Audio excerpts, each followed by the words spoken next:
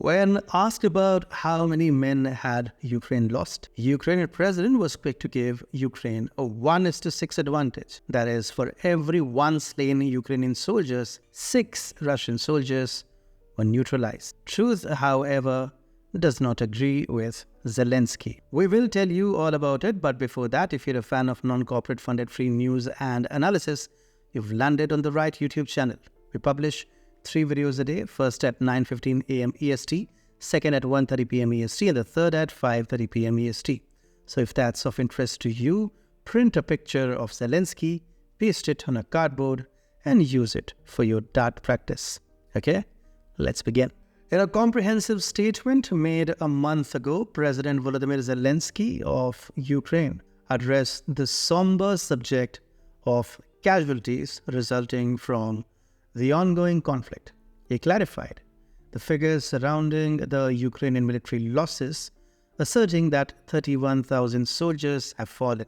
This number starkly contrasts with the inflated figures allegedly propagated by Russian officials, which President Zelensky outright dismissed as propaganda and fabrications. He emphasized the profound impact of each soldier's death on the nation, underscoring the personal and national tragedy of the loss. Further expanding on the toll of the war, President Zelensky shed light on the civilian casualties within territories occupied by Russian forces. He highlighted the difficulty in ascertaining the exact number of civilian deaths, acknowledging the myriad ways in which lives have been lost or disrupted through acts of violence, torture, and forced deportations.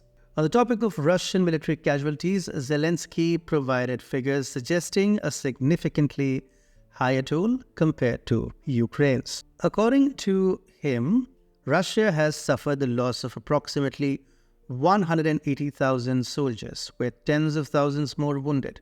This assertion portrays a stark contrast in casualties, suggesting a high level of efficiency and resilience on the part of Ukrainian forces.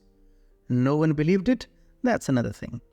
However, it's noteworthy that the disclosure of military casualties by Ukraine is an infrequent occurrence, leading to speculation and various estimates that often project higher figures. Despite the variances in numbers, President Zelensky's statements offer a rare glimpse into the devastating human cost of the conflict, bringing some clarity to the conversation surrounding the war's impact. Andrzejczak, the former chief of the Polish General Staff, has made a striking assertion regarding the scale of Ukraine's losses in its conflict with Russia, suggesting that they should be quantified in quote-unquote the millions. In a candid interview with Polsat broadcaster, Andrzejczak painted a bleak picture of Ukraine's current situation, opining that Kiev is on the losing side of the war and lacks the necessary resources to continue its struggle against Moscow effectively. The retired general characterized the battlefield scenario facing Ukraine as very dramatic, dismissing the possibility of miraculous turnarounds in such a grave context. He also touched upon Ukrainian President Vladimir Zelensky's decision to replace his top general Valery Zaluzhny with Alexander Syrsky. According to Andrzejczak, this change in leadership has not brought about any improvements, as the fundamental challenges confronting Kiev's military efforts persist. Andrzejczak elaborated on the dire circumstances, indicating deficits in both equipment and manpower that have severely impacted Ukraine's ability to maintain its defense. He emphasized the critical shortage of personnel, stating, "They are missing over 10 million people. I estimate that the losses should be counted in the millions, not hundreds of thousands.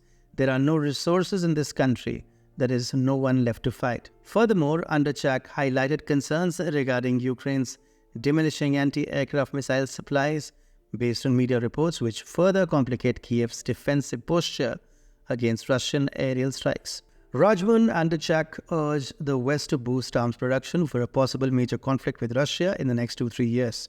Despite this, Russian President Vladimir Putin insists Moscow doesn't plan to fight NATO, aiming to ease fears of a wider war. Meanwhile, Defense Minister Sergei Shoigu claimed Ukraine suffered over 444,000 military losses since February 2022, highlighting Ukraine's struggles amid a severe humanitarian crisis with 6.5 million people fleeing abroad. Ukraine criticizes the West's support level, especially in arms shipment, amid challenges in the US, where President Joe Biden's proposed $60 billion aid package for Ukraine is stalled in Congress due to domestic policy debates. Ukraine plans to adjust its military draft policies, possibly lowering the draft age and aiming to add 500,000 troops for better frontline defense.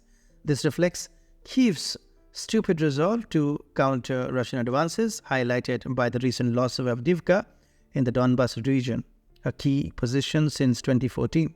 I'm calling it stupid because most of those 500,000 troops will be lads under 25 years of age, and even women, some pregnant among them. The situation emphasizes the conflict's severity and the pressing need for more international support, strictly as per Ukraine. So as Ukraine suffered losses in millions, NATO lost weapons worth billions. Here is a comprehensive report about the failure of NATO's state-of-the-art weapons going bust in Ukrainian theater.